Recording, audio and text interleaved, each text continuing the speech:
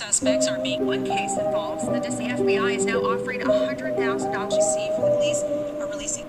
Welcome to Misty Mysteries, a paranormal and true crime podcast. This week, I'm actually going to be telling you about a missing person who has been found, but where he was and how he got to where they found him is unknown. First, I'd like to share a little announcement for those who don't follow Misty Mysteries on social media. Misty Mysteries is a one-person operation, as many of you know. I put in a lot of time on the podcast, but I am starting the journey of buying a house with my husband and hopefully starting classes soon. For this reason, I feel the best way to bring you all the content I want to give you is to do one episode a week instead of two.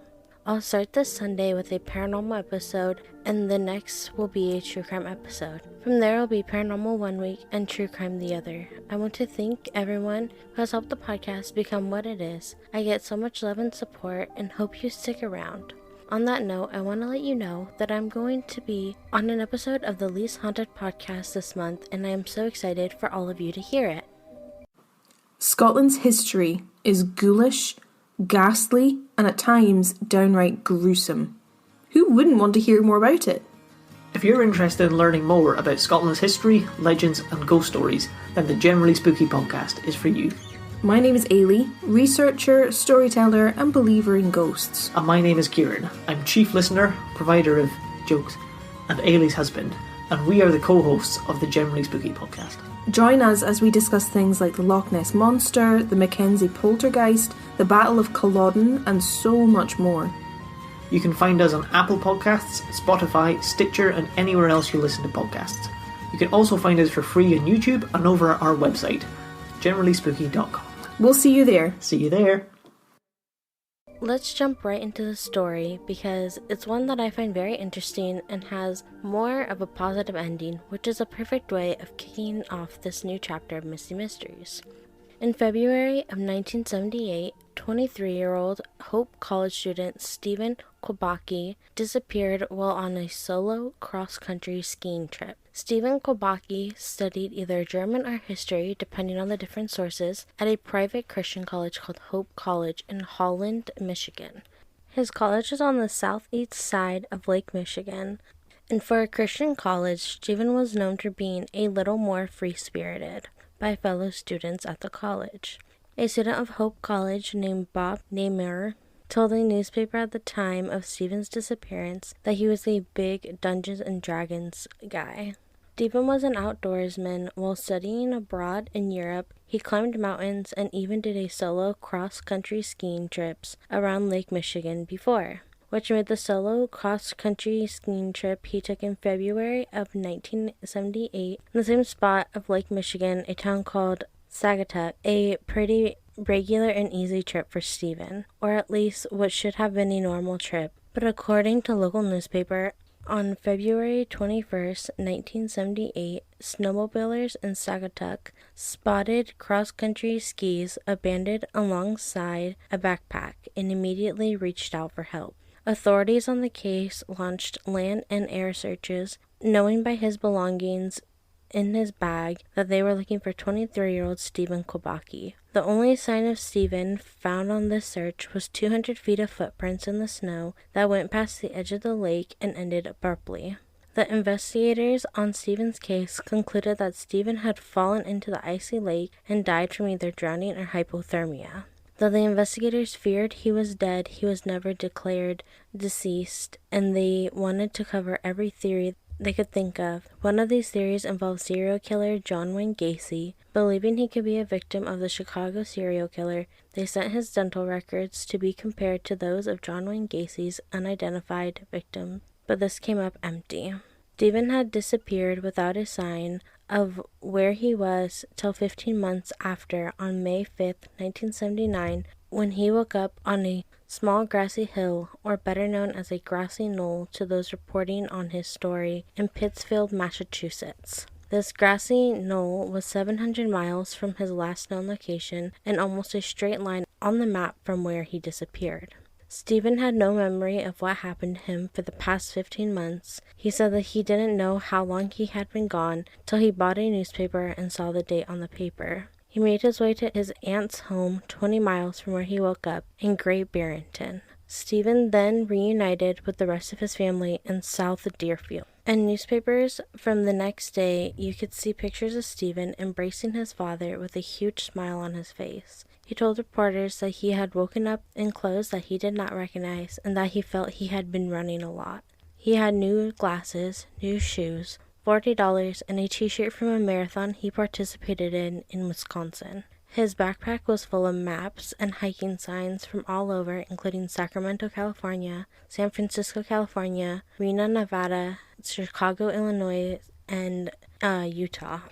Stephen's memory was intact up until the moment he disappeared. The last thing he remembered was being cold and feeling scared. He felt his 15-month blackout or memory loss was from exposure and exhaustion. He would be seeing a doctor for his physical, but he would not see a psychiatrist, as he felt he was in a good mental state of his life when this happened. When speaking to reporters about this, he said, "My father was going to sign over the house to me. I had 3 courses at school and no trouble. I left a romance in Germany. There were no trouble with girls. I had a job lined up." Stephen never took the job, but his college, Hope College, did give him a bachelor's degree in the 15 months as a degree in absentia. Stephen Kubacki, after surviving whatever did happen during the time he was missing, has refused to speak any further on his disappearance since his initial reappearance when he spoke to the newspaper reporters. Even Stephen's ex-wife will not speak to anyone about his disappearance, and his parents have since passed away. Stephen has moved to Washington State, where he works as a psychologist. It seems he is still a regular outdoorsman and has written a book called Mathematical Foundation of Existence, Gödel, Quantum, God, and Beyond. His story doesn't have a large media coverage, most likely due to Stephen staying quiet and refusing to speak on the event that took place. This doesn't stop theories from those who have heard his story. The most popular is that Stephen suffered a head injury on his cross-country ski trip that left him with post-traumatic amnesia, or he had a psychosis event brought on by undiagnosed or untreated mental illness. Stephen could also have disappeared on his own accord, and when he decided to come back to his family, he felt it was best to say he couldn't remember. He had been seeing a woman in Germany while studying abroad and may have gone to Germany for 15 months to be with her. The last theory, and supernatural, which seemed to be the most popular theory on sites like Reddit, is that Stephen has fallen victim to the Lake Michigan Triangle. The Lake Michigan Triangle is a section of Lake Michigan that stretches between Manitowoc, Wisconsin, Ludington, Michigan, and Benton Arbor, Michigan. The triangle was first introduced to the world by Charles Berlitz. He felt that the Lake Michigan Triangle had similar forces to that of the Bermuda Triangle. Both of these triangles are linked to countless shipwrecks and mysterious disappearance of aircrafts. The Lake Michigan Triangle itself is known for having unexplained events, such as mysterious ice blocks falling from the sky, balls of fire in the sky, and hovering lights over the area. Strange events in the triangle are traced all the way back to either 1679 or 1891, when a ship named Le Griffon disappeared without a trace, or in 1891, a ship named Thomas Hume was transporting lumber when it disappeared and remained lost till 2006 when a recovery dive team found it. One well-known shipwreck was that of a ship named Rosebell. The crew was in the middle of a shipment when the ship was found overturned in the waters of the triangle. There are no signs of collision on the boat, no other reports of shipwrecks from that day before, and the weirdest of all, the crew of 11 people working the ship had disappeared with no signs of them.